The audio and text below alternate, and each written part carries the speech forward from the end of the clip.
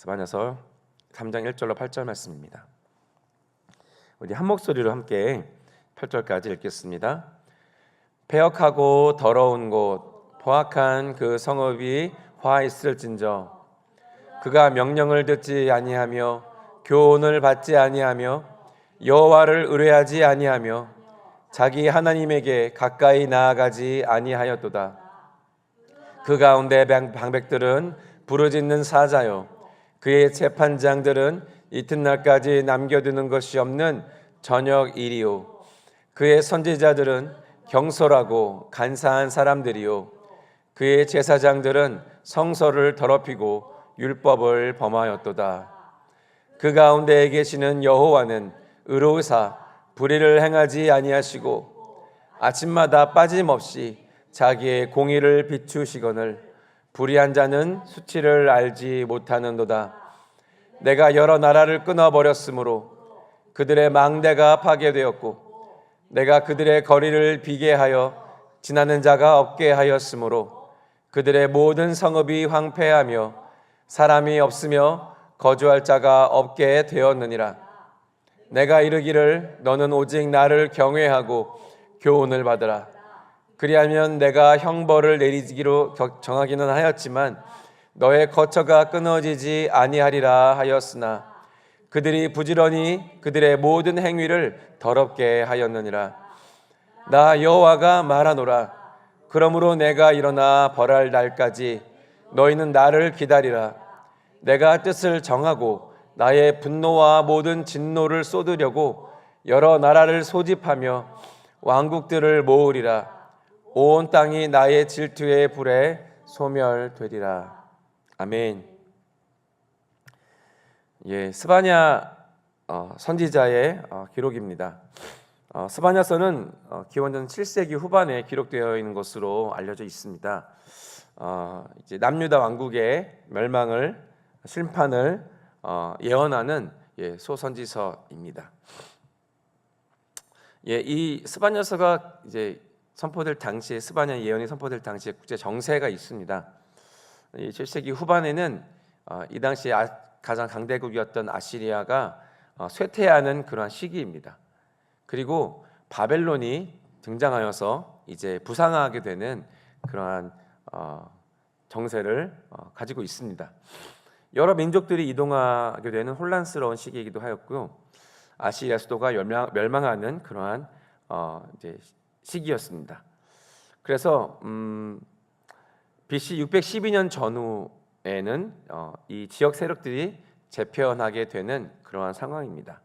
그래서 스바냐의 예언은 그런 어떤 국제 정세의 지형 변동과 연관되어 있는 그러한 접점이 있습니다.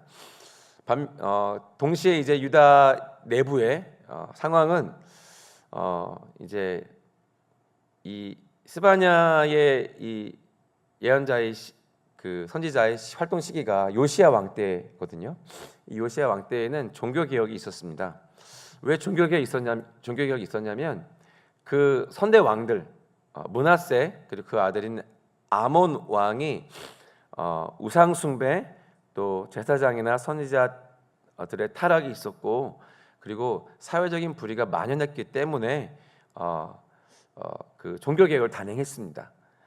예를 들어서 이제 바알이라든지 아세라 같은 이방 신들을 섬기는 산당들을 지었고 해와 달과 별을 숭배했습니다. 심지어는 성전 안에까지 우상 제단이 있었다라고 합니다. 뿐만 아니라 자녀들을 거짓 신들에게 제물로 바치는 인신제사도 시행되었기 때문에 이 므낫세 왕 그리고 아몬 왕의 이 시기에 있었던 아주 국가적으로 타락한 이러한 시기를 이제 이어받아서 이제 요시야 왕이 종교 개혁을 단행을 했습니다. 그래서 이 스바냐서를 보면은 제사장, 방백들, 다스리는 자들, 또 선지자들을 비판하고 또 그들에 대한 심판을 예언하는 그러한 메시지들이 있습니다. 오늘 저희가 읽었던 그 구절들이 바로 그러한 메시지들이죠. 게다가 이제 스바냐는 이제 1장의 첫 등장해 보면 이제 그의 족보가 나오는데 아마도 고대 전승에 의하면 스바냐는 왕족일 것이다라는 그런 이제 전성이 있고 또 왕실과 상류층과 아주 깊게 연관된 인물이었다라고 하는 것을 시사하고 있습니다. 이제 그런 배경이 있기 때문에 스바냐는 이제 궁정의 주요 인사로서 활동을 했고 요시야 왕이 그 종교 개혁을 단행할 때 아마도 많은 영향력을 미쳤을 것이다라고 학자들은 거론을 하고 있습니다. 이 남유다 지역의 이 종교 혼합주의, 하나님도 섬기고 여호와 하나님도 섬기고 이방신도 섬기는 이러한 혼합주의 신앙이 만연했고 또 사회적인 부패가 아주 이제 극심했던 그런 사회상이었기 때문에 스바냐는 다가올 여호와의 날, 즉 심판의 날을 경고했습니다. 유다 이 지역과 그리고 이방 지역의 나라에 모두 심판이 임할 것이다라고 하는 예언이 담겨져 있습니다. 아마도 어제 그 내용이 이제 설교되었을 겁니다. 이 요시야 왕의 종교 개혁은 굉장히 성공적으로 보였습니다. 우상들이 이제 파괴되었고 또 율법의 말씀이 백성들 가운데 읽혀지고 선포되어지는 그런 아주 극적인 이제 사건들이 있었습니다. 하지만 스바냐 선지자가 계속 지적하는 것처럼 백성들의 그 마음 깊이 뿌리 내려진 우상 숭배 또 부패는 완전히 사라지지 않았던 것 같습니다. 이제 이 종교 개혁이 왕으로부터 가장 이제 최고 권력자로부터 시작된 이제 종교 개혁이었기 때문에 이 요시야 왕이 이제 죽고 난 다음에는 다시 백성들이 이전 모습으로 다시 되돌아가는 그러한 형세가 이어졌고 결국에는 하나님의 메시지와 같이 얼마 지나지 않아서 이제 바벨론에 의해서 남유다 왕국도 멸망을 당하게 됩니다. 이 종교 개혁이 단순히 제도를 바꾸는 것으로 완성되는 것이 아니라 사람들의 마음, 아주 깊은 그 중심과 생활 전반을 혁신하는 영적 혁신이 되어야 한다라고 하는 교훈을 우리에게 보여주고 있습니다. 마찬가지이지 않습니까? 우리가 우리의 어떤 삶의 영적인 생활을 우리가 결심하게 될 때 겉으로 하는 형식적인 것이 전부가 아니라고 하는 것을 우리 너무나도 잘 알고 있지 않습니까? 겉으로는 우리가 예배하고 겉으로는 말씀 보고 겉으로는 우리가 경건의 생활을 하고 있을지라도 우리의 마음이 그곳에 있지 않고 하나님께 있지 않고 때로는 다른 것에 우리의 관심사나 우리의 어떤 신앙생활을 방해하는 어떤 다른 어떤 주의에 우리의 마음이 뺏겨버리는 경우가 참 많다라고 하는 것을 잘 알고 있는 것처럼 이 종교개혁도 이 당시에 있었던 영적인 혁신도 단순히 제도를 바꾸는 것이 아니라 사람들의 마음 바꾸는 것이 되어야 했다라고 하는 것을 말해주고 있습니다. 본문의 말씀을 좀 한번 보겠습니다. 1절의 말씀을 보시면은 이제 2장에는 그 이스라엘 주변 국가들에 대한 멸망이 선고되었지만 이제 3장에는 이제 예루살렘, 유다 지역의 백성들의 심판이 이제 선포가 됩니다. 그래서 1절에 패역하고 더러운 곳, 포악한 그 성읍, 이 성읍이 화 있을진저라고 스바냐 선지자는 선포하고 있어요. 이 하나님을 배반한 예루살렘을 의미하는 구절입니다. 이 선지자의 시선으로 봤을 때, 즉 하나님의 시선으로 보았을 때 거룩하고 평화로워야만 하는 예루살렘 성읍 가운데 패역하고 더럽고 포악하게 된 성읍이 눈에 보였다라고 하는 것입니다.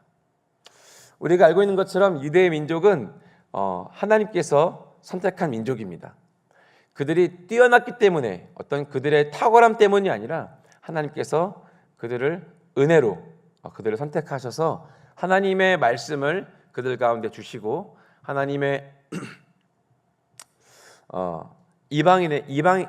많은 이방에게 하나님의 본이 될 수 있도록 그들을 선택하셨습니다.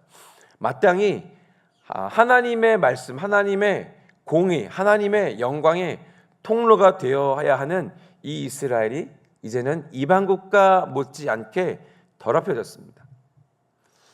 종교 개혁으로 인해서 그 정결 의식이라든지 종교 제의가 회복되었긴 했지만 여전히 삶의 부패는 사라지지 아니하였습니다. 마치 제가 이제 흰 티를 입고 있는데 흰 옷을 입고 있는 상황에서 흙탕물이 탁 튀었을 때, 혹은 우리가 김치찌개라든지 이런 음식물을 먹다가 갑자기 흰 옷에 떨어졌을 때 이 검은 옷에 떨어지는 것보다 이 흰 옷에 떨어지는 것이 훨씬 더 눈에 띄고 드러나는 것처럼 이 거룩하고 그리고 하나님의 통로가 되어야 하는 이 백성들 가운데 우상 숭배와 부패는 더욱더 눈에 띄는 것이었습니다. 2절의 말씀입니다. 그가 명령을 듣지 아니하며 교훈을 받지 아니하며 여호와를 의뢰하지 아니하며 자기 하나님에게 가까이 나아가지 아니하였도다. 이 패역한 이스라엘 백성들을 고발하는 내용입니다. 마치 재판장 앞에 검사가 되어서 그 이스라엘이 지은 죄목들을 하나님 앞에, 재판장 앞에 조목조목 따지는 그런 구절들이죠. 그가 명령을 듣지 아니하였다라고 하는 것은 하나님의 그 율법 말씀을 듣고 순종하지 아니했다라고 하는 말씀입니다. 그리고 선지자들의 선지자들의 말을 그들의 귀를 닫고 듣지 아니하였다, 거부하였다라고 하는 것입니다. 종교개혁은 있었지만, 그리고 제의는 있었지만, 제사는 있었지만, 율법, 하나님의 말씀을 또 듣기는 하였지만 율법책이 이제 발견이 되어서 요시야 시대 때 이제 들려지긴 했지만 그 잠깐이요, 그들이 그 말씀에 순종하지는 않았다라고 하는 것입니다. 두 번째로 교훈을 받지 아니하며라고 되어 있습니다. 이것은 하나님께서 그 백성들에게 주시는 책망과 권면에 대해서 그들이 거절한 것을 의미합니다. 그들이 하나님께서 그들을 돌이키도록, 그들의 마음에 부패한 것을 정결케 하도록 하나님께서 권면의 말씀, 때로는 훈계의 말씀을 하시더라도 이스라엘 백성들이 그 말씀을 듣기는 듣되 그 교훈을, 그 하나님의 말씀을 마음 깊이 그들의 삶 속에서 그것을 행하지 않고 거절했다라고 하는 것입니다. 여러분, 이러한 그 조목조목 이러한 고발하는 이 내용들이 때로는 저와 우리들에 대해서 이제 말씀이 지적해 주는 것 같은 그런 느낌이 듭니다. 세 번째는 여호와를 의뢰하지 아니하며라고 되어 있습니다. 이것은 우상을 더 의지하는 모습, 그리고 그들에게 당장 힘이 되어줄 것 같은 이방 군대를 더욱 의지하는 것을 그러한 모습들을 보여주고 있습니다.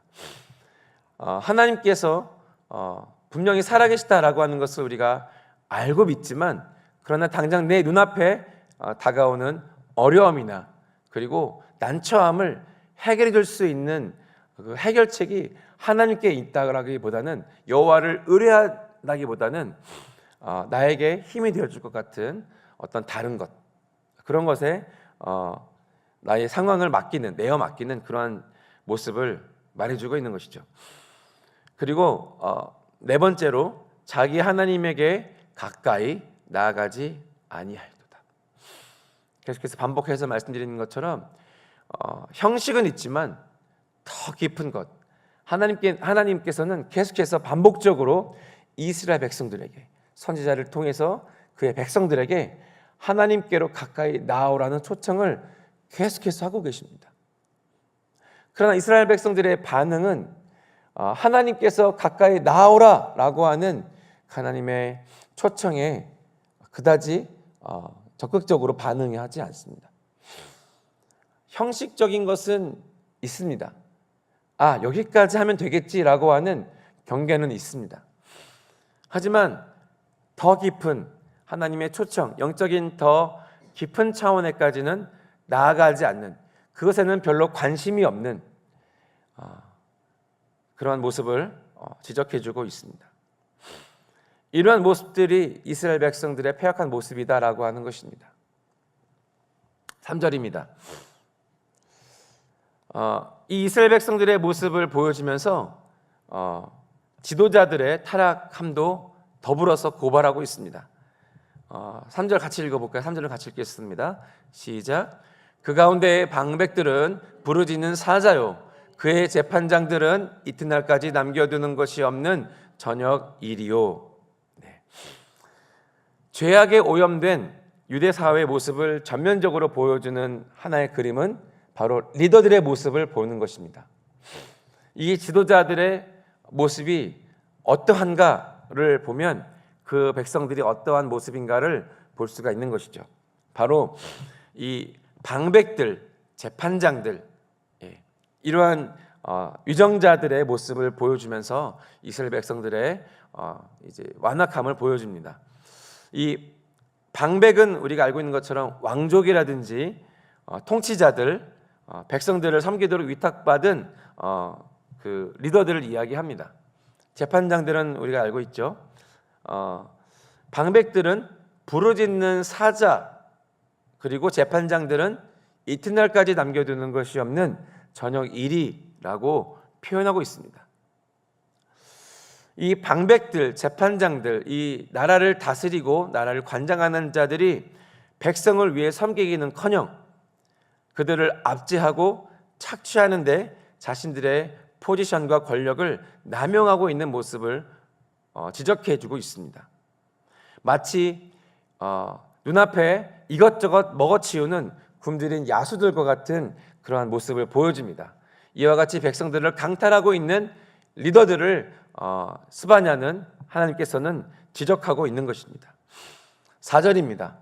4절은 종교 지도자들에게 대한 또한 지적입니다. 그의 선지자들은 경솔하고 간사한 사람들이요, 그의 제사장들은 성소를 더럽히고 율법을 범하였도다. 여러분, 종교 지도자들이라고 해서 다르지 않았습니다. 그 다스리는 자들, 권력 가진 자들이라고 해서 꼭 그런 것이 아니라 종교 권력자들도 마찬가지였습니다. 자신의 포지션을 사용해서 악용하고 자기만 위하는 타락을 보여주고 있는 것입니다.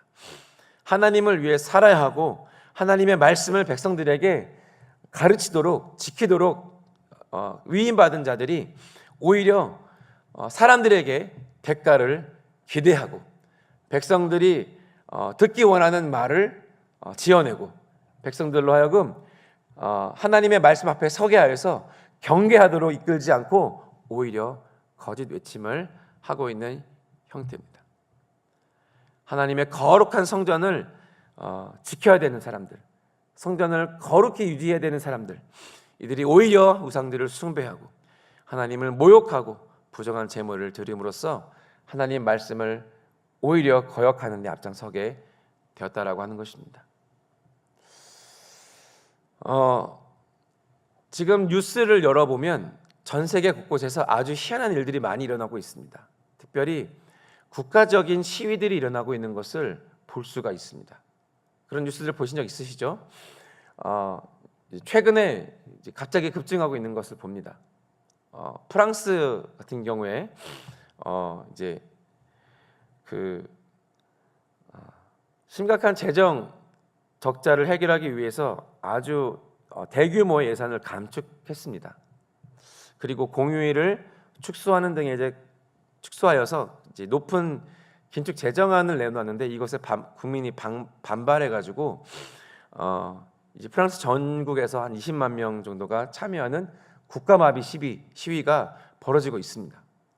이게 가장 최근 소식입니다. 지금 프랑스에서 벌어지고 유럽에서 벌어지고 있는 그런 이야기입니다. 뿐만 아니라 네팔 시위도 여러분 우리가 들었을 겁니다. 우리 교회 지체 중에 네팔에 이제 파송되어 있는 지체들이 있는데 다행히 좀 안전하게 이제 거처에 이제 피신하고 있는데 이제 네팔 정부에서 SNS를 갑자기 차단한 일이 벌어졌고, 그 정치인들의 부정부패 또 빈곤 문제들에 대해서 이제 젊은 세대가 분노하여서 반정부 시위가 일어났습니다. 아주 극렬한 시위가 일어나서 제가 이제 뉴스로 보기에는 50명의 사망자 그리고 500명 이상이 부상당하는 그러한 일들이 보고되고 있습니다. 국가 기반 시설들이 이제 파괴되어서 약 2조 원의 피해액이 지금 이제 예상이 되고 있고, 군 병력이 계속 투입되고 있는 상황으로 뉴스에 보도되고 있습니다. 뿐만 아니라 뭐 인도네시아도 마찬가지입니다. 인도네시아 국회의원들이 그 주택보조금 수당을 이제 보통의 그 최저임금의 10배에 해당하는 그 주택보조금을 계속 받는 것이 이제 알려지면서 이제 시위가 촉발이 됐습니다. 이런 이제 인도네시아도 마찬가지고, 뭐 이란도 그렇고 방글라데시도 그렇고 베네수엘라도 그렇고 지금 국가적인 아주 심각한 시위들이 벌어지고 있습니다. 대부분 이제 정부의 부정부패, 이제 그들의 삶의 문제를 해결하지 않고 오히려 자기 배만 불리는 그러한 위정자들의 모습을 이제 보고 그것들의 반발력으로서 시위가 일어나고 있습니다. 물론 이 시위가 그런 어떤 순수한 이제 국가에 대한 이제 개혁을 위한 시위일 수도 있겠지만, 또 때로는 어떤 다른 이득을 보려고 하는 세력들의 어떤 주도가 있을 가능성도 농후하지만, 어쨌든 우리가 보고 있는 현상들은 위정자들의 그 부정부패로 인한 시위를 보고 있습니다. 뉴스를 열어보시면은 굉장히 많은 소식들이 이제 국제 뉴스에 올라오고 있어요. 마찬가지로 이 성경에서 보고 있는 이 위정자들, 방백들과 재판장 그리고 종교 지도자들이 그들의 이 본연의 직무에 이제 최선을 다하지 아니하고 그들 자신들의 이득을 위해서 기득권층이 되어서 이득을 탐하는 그런 모습들을 하나님께서 책망하시고 하나님의 뜻을 말씀하고 계십니다. 5절입니다. 그렇기 때문에 하나님께서는 자신을 이렇게 계시하십니다. 그 가운데 계시는 여호와, 부패하고 우상숭배에 만연되어 있는 이스라엘 지도자들 그리고 백성들 가운데 계시는 하나님은, 우리 하나님은 의로우시다라고 선언합니다. 그분은 불의를 행하지 아니하시고 아침마다 빠짐없이 자기의 공의를 비추시는 하나님이시다. 불의한 자는 수치를 알지 못한다라고 말씀하고 있습니다.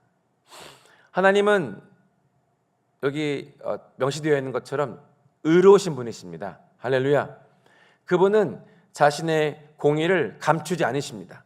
마치 이제 곧 아침 해가 뜰 텐데 매일매일 뜨는 아침 해와 같이 아침에 그 빛이 비추는 것처럼 하나님께서는 자신의 의로움을, 공의를 비추십니다. 지금 현재 우리 가운데에도 주님은 함께하고 계시고 또한 자신의 거룩하심과 의로우심을 우리 가운데 선포하고 계십니다. 하나님의 공의는 성실하게 빠짐없이 아침마다 선포되어지고 있는 것입니다. 우리가 하나님께 귀를 열고 그것을 듣기를 원한다면 그것을 날마다 듣게 될 것입니다. 이 자연의 질서들을 통해서, 진리의 말씀을 통해서 악인들은 벌하시고 의인은 구원하시는 하나님의 섭리, 이 섭리를 통해서 하나님의 공의를 시행하신다라고 말씀하고 있는 것입니다. 이러한 공의의 하나님, 이러한 불의를 심판하시는 하나님을 모시고 있는 하나님의 백성들이야말로 마땅히 하나님과 같이, 하나님의 그 나타내심과 같이 공의롭게, 공평하게, 정의롭게 행하기를 즐거워해야 한다라고 하는 것입니다. 부정과 불의의 행함을 부끄러워할 줄 알고 거절할 줄 알아야 하는데, 이 당시의 백성들은 수치를 알지 못하고 불의를 행했다라고 고발하고 있는 것입니다.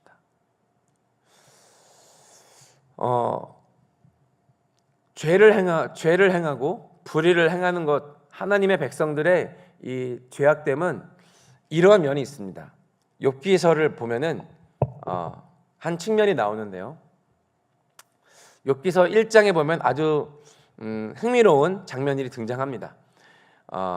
이 땅의 모습이 아니라 하나님의 하늘의 그 회의를 보여줍니다. 하나님과 하나님의 천사들, 하나님의 아들들이 이제 하나님 앞에 보좌 앞에 서서 이제 천상의 회의를 하고 있을 때의 모습을 욥기는 그려주고 있습니다. 6절에 하루는 하나님의 아들들이 와서 여호와 앞에 섰고 사탄도 그들 가운데 온지라. 천상의 하나님의 이 이제 하나님 주관하시는 회의 가운데 사탄이 참석합니다. 7절에 여호와께서 사탄에게 이르시되 내가 어디서 왔느냐? 사탄이 대답합니다. 여호와께 대답하여 이르되 땅을 두루 돌아 여기저기 다녀왔나이다. 8절 여호와께서 사탄에게 이르시되 내가 내 종 욥을 주의하여 보았느냐? 그와 같이 온전하고 정직하여 하나님을 경외하며 악에서 떠난 자는 세상에 없느니라. 하나님께서 욥을 드러내십니다. 사탄에게 네가 욥을 보았느냐? 욥처럼 정의롭고 하나님을 섬기는 자가 없다라고 욥을 드러내실 때 사탄이 이렇게 대답합니다. 9절에 사탄이 여호와께 대답하여 이르되 욥이 어찌 까닭없이 하나님을 경외하리이까?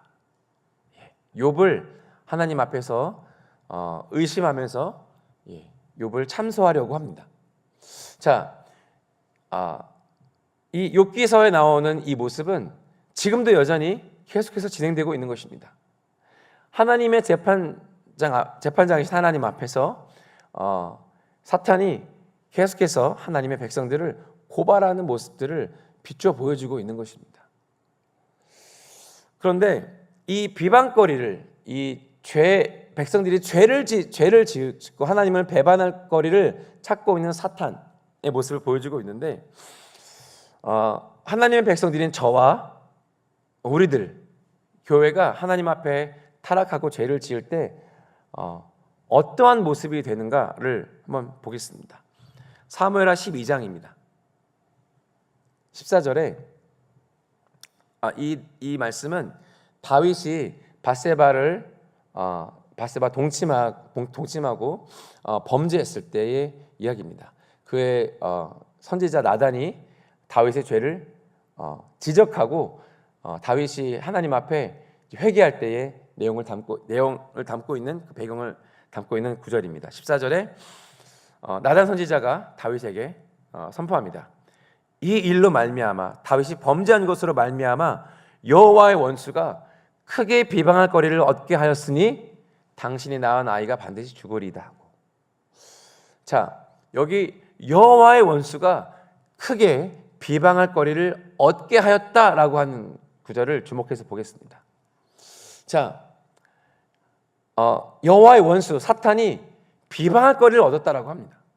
앞서서 욥기에서 보았던 것처럼 욥이 하나님께서 욥을 이제 칭찬하시면서 온전하고 정직하고 하나님을 경외하며 악에서 떠난 자를 네가 본 적이 있느냐라고 물어봤죠.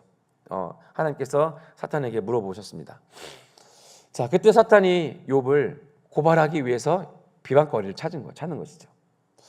무엇이냐면 지금도 사탄은 계속해서 하나님의 백성들의 죄악, 우리가 짓는 죄들을 근거하여서 하나님을 비방한다라고 하는 것입니다. 단순히 죄를 짓는 우리 자신이 수치를 당하고 또한 우리 자신에게 불이익이 있는 것뿐만 아니라 사탄은 하나님의 백성들의 죄를 꼬집어서 하나님을 비방하고 있는 것이에요.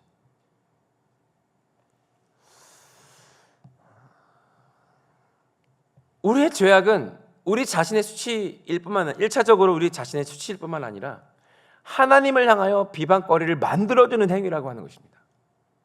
여러분, 누군가가 나의 아버지, 나의 어머니, 나의 부모에게 해코지를 하거나 비방하는 말을 쏟아낸다면 여러분 가만히 있으시겠습니까? 누가 갑자기 나의 부모에게 쌍욕을 쏟아붓는다면 여러분 우리의 마음 가운데 분이 일어나지 않겠습니까? 그래서 그 사람에게 가서 따지거나 왜 그런지 대적하지 않겠습니까? 마치 남의 일인 것 마냥 손 놓고 나와 상관없는 일로 그냥 지켜보고만 계시겠습니까? 그렇지 않죠. 그런 자식은 없습니다. 마찬가지입니다. 우리의 죄악, 우리의 불의는 곧 우리의 아버지 되시는 하나님을 원수로 하여금 비방거리를 제공하는 것이라고 하는 것입니다. 죄는 1차적으로 자신의 결단과 그러한 어떤 넘어짐으로 말미암아 발생하는 것이기도 하지만 그것은 곧 이어서 사탄이 하나님을 향한 비방거리로 삼고 있는 것입니다. 여러분, 하나님께서 얼마나 자신의 이름의 영광과 명예를 소중하게 여기시는지 우리 알고 있지 않습니까?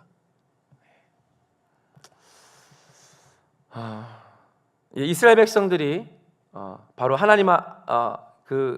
하나님의 원수인 사탄에게 그러한 비방거리를 제공하고 있는 모습을 보여주고 있는 것이에요. 그렇기 때문에 하나님께서 참지 않으시는 것입니다. 7절과 8절입니다. 내가 이르기를 너는 오직 나를 경외하고 교훈을 받으라. 그리하면 내가 형벌을 내리기로 정하기는 하였지만 너의 거처가 끊어지지 아니하리라 하였으나 그들이 부지런히 그들의 모든 행위를 더럽게 하느니라. 하나님께서 방법을 주시고 또 경고하셨지만 백성들이 그것을 듣지 아니하였습니다. 8절입니다. 나 여호와가 말하노라. 그러므로 내가 일어나 벌할 날까지 너희는 나를 기다리라. 내가 뜻을 정하고 나의 모든 분노와 모든 진노를 쏟으려고 여러 나라를 소집하며 왕국들을 모으리라. 온 땅이 나의 질투의 불에 소멸되리라. 이스라엘 백성들에게 비록 이제 이 진노를 쏟아부으시는 하나님에 대해서 말씀하고 계십니다. 하나님께서는 이것을 참지 않으시고 분노와 진노를 쏟으시지만 그러나 여전히 그분의 백성들에게 나를 기다리라 라고 주님께서 말씀하고 계십니다. 여러분, 회개할 기회를 주셨지만 살 길을 가르쳐 주셨지만 그럼에도 죄짓기를 계속한다면 하나님의 진노의 잔이 그 위에 쏟아질 수밖에 없는 것입니다. 이것이 하나님의 공의입니다.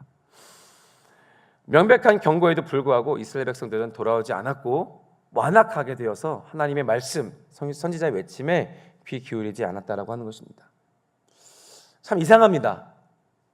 우리 인간들은 하나님의 말씀을 거역하기 시작하고 불순종하기 시작하면 돌이켜서 하나님 앞에 나아가려고 하지 않고 오히려 그 마음이 더 완악해지는 것들을 봅니다. 참 이상합니다. 그렇지 않습니까? 우리가 하나님의 경건의 생활을 조금이라도 놓치고 우리의 세상 가운데 나아가게 되면 하나님 앞에 나오려고 하는 그 마음보다 오히려 세상 가운데 더 끌려가고자 하는 유혹이 더 크게 느껴집니다. 이 하나님을 거스르게 만드는 죄의 파괴적인 위력이 있다라고 하는 것입니다. 그 사람은 하나님으로부터 멀리 떠나게 만들어집니다. 하나님 앞에 불순종하기 시작하면, 하나님의 말씀에 거역하기 시작하면 이상하게도 하나님 앞에 나아가려고 하는 그 겸손한 마음보다는 완악함이 우리 가운데 계속 쌓이게 된다라고 하는 것입니다. 이 하나님 앞에 돌이키려고 하는 시기를 놓치면, 회개의 골든타임을 놓치면 돌이키기가 힘들어집니다. 우리가 하나님의 말씀에 혹은 하나님의 기준에 우리가 불순종하거나 따르지 않고 죄 가운데 거할 때 여러분이 즉시로 돌이키시는 여러분들 되시기를 축복합니다. 저도 두 아이를 키우고 있는데 아직 아이가 어립니다. 그런데 이 초등학생인 이 두 아이가 이제 성격이 아주 다른데 이제 부모로서 이제 아이들의 잘못된 부분을 이제 지적하거나 이제 훈계할 때가 있는데요. 두 아이의 반응이 전혀 다릅니다. 한 녀석은 이제 저한테 혼나면 그 기분이 완전히 토라져 가지고 방으로 들어가서 문을 걸어 잠깁니다. 그리고 한동안은 나오지 않아요. 불러도 나오지 않고 밥 먹으러도 나오지 않아요. 그런데 다른 한편으로는 한 아이는 저한테 아주 호되게 혼나도 눈물 다 쏟고 나서라도 그냥 이제 그 아무것도 거리낌 없이 제 품으로 달려와서 그냥 저한테 안겨버립니다. 누구를 더 용서하기가 쉬울까요? 이거는 아주 간단한 이제 답변입니다. 근데 이 간단한 답변이지만 동일하게 하나님 앞에 선 우리들에게도 이게 적용이 됩니다.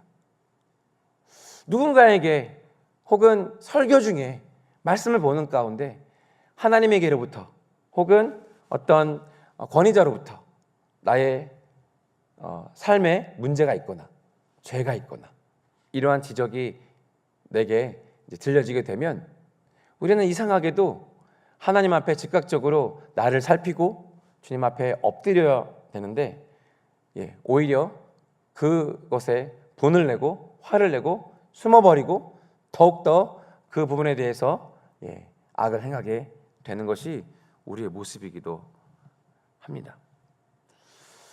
그러나 아비가 자녀를 훈계할 때 단순히 그 자녀가 잘못 혼나기만을 위해서 훈계하는 게 아닌 것처럼 그 이면에는 사랑이 있는 것처럼 하나님의 경고와 훈계 이면에도 하나님께서 하나님의 품으로 돌아오라고 하는 하나님의 사랑의 음성이 있는 것입니다. 다시 사랑받는 자녀의 자리로 회복되기를 열망하시는 분이 누구냐면 바로 우리의 아버지 하나님이시라고 하는 것입니다. 인간은 죄를 회개하지 않고 그대로 두면 완악하여 갈 수밖에 없습니다. 눈앞에 분명히 10가지 재앙으로 심판하고 있는 것을 보고 있으면서도 하나님을 더욱더 거부하고 목을 빳빳하게 세웠던 회개하지 않았던 바로와 같이 우리의 영혼은 점점 하나님으로부터 말씀으로부터 기도로부터 멀어지게 되는 것입니다. 자, 요한일서 1장 9절의 말씀을 같이 한번 읽어보겠습니다. 메시지를 마무리도 하겠습니다. 요한일서 1장 9절 같이 읽겠습니다. 시작.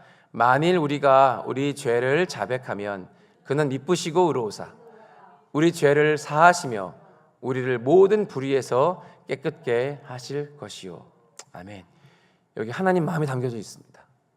우리가 우리 죄를 자백하면 하나님 말씀하시는 죄를 제가 지었습니다 라고 죄를 실토하고 자백하면 그는 미쁘시고 의로우셔서 즉각적으로 우리 죄를 사하시고 그리고 우리를 모든 불의에서 우리를 깨끗하게 하신다라고 하는 말씀으로 약속해 주고 계십니다.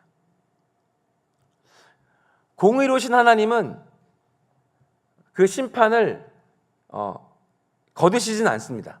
하지만 하나님께서는 놀라운 사랑의 주님이시기에 우리를 오래 참으사 돌이킬 기회를 주십니다. 소망의 약속을 주시는 것입니다. 아직은 우리가 은혜의 때에 살고 있습니다. 이 스바냐서의 이 심판의 말씀은 말세에 있을 심판의 메시지이기도 하거든요. 아직은 은혜의 때입니다. 아직은 복음의 때이고 회개와 용서가 가능한 때에 우리가 살고 있습니다. 한량없이 아버지의 사랑이 부어지고 그 사랑을 경험할 수 있는 그런 은혜의 때에 살고 있다라고 하는 것입니다.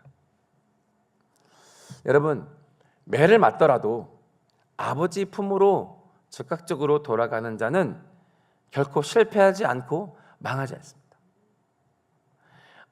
아버지의 호된 훈계를 당하더라도 곧바로 아버지의 품으로 나아가는 자는 곧바로 용서를 받고 사랑을 회복하게 되는 것입니다.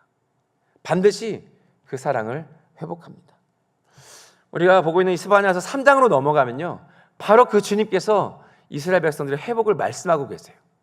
17장 제가 읽겠습니다. 잘 알고 있는 말씀인데요. 너희 하나님 여호와가 너희 가운데 계시니 그는 구원을 베푸실 전능자이시라. 여러분 보십시오. 바로 앞장에서 우리가 읽었던 말씀에는 심판을 명하시고 멸망을 멸하시지만 바로 한 장 넘어가서 하나님의 진위를 볼 수가 있는데 그들이 진노 가운데 심판 가운데 있지만 하지만 하나님께서는 구원을 베푸시는 전능자시다라고 자신을 드러내고 계십니다. 그가 너로 말미암아 어떻게 해요? 기쁨을 이기지 못하시며 너를 잠잠히 사랑하시며 너로 말미암아 즐거이 부르며 기뻐하시리라 하리라. 이것이 하나님의 백성들을 향한 하나님의 마음이고 하나님의 진입니다. 그렇기 때문에 우리는 하나님 앞에 나아가는 것을 멈추지 말아야 할 것입니다. 우리가 혹 잘못된 길을 가거나 죄를 짓거나 혹은 심판의 메시지를 듣는다 할지라도 하나님의 얼굴에서 우리 자신을 돌이키지 않고 그 하나님 앞에 주님 품으로 나아가서 회개하고 돌이키고 그 하나님의 그 구원의 메시지를 들어야 한다라고 하는 것입니다. 이것이 하나님께서 심판을 명하시고 멸망을 명하시는 백성들에게 주시는 그 심판의 메시지 이면에 있는 주님의 마음이라고 하는 것입니다. 그렇기 때문에 시편의 아삽의 시편에 보면은 이렇게 되어 있습니다. 하늘에서는 주 외에 누가 내게 있으리요 땅에서는 주밖에 내가 사모할이 없나이다. 내 육체와 마음은 쇠약하나 하나님은 내 마음의 반석이시요 영원한 분길이시라. 무릇 주를 멀리하는 자는 망하리니 음녀같이 주를 떠난 자를 주께서 다 멸하셨나이다. 그리고 이렇게 선포합니다. 하나님께 가까이함이 내게 복이라. 내가 주 여호와를 나의 피난처로 삼아 주의 모든 행적을 전파하리이다. 아멘. 아멘. 아멘입니다. 하나님을 가까이 하는 것이 우리에게 가장 큰 복인 줄로 믿습니다. 하나님을 가까이 하시니 복을 다 누리시기를 축복합니다. 형식이 중요한 것이 아닙니다. 스바냐서에서 우리가 교훈을 얻는 것처럼 형식을 넘어서 형식만 갖추지 않고 그 형식을 넘어서서 나의 마음의 중심, 내 모든 것 하나님 앞에 가지고 나아갈 줄로 믿습니다. 그러할 때 진정한 회복이 있고 진정한 용서가 있고 진정한 축복이 임하는 것입니다.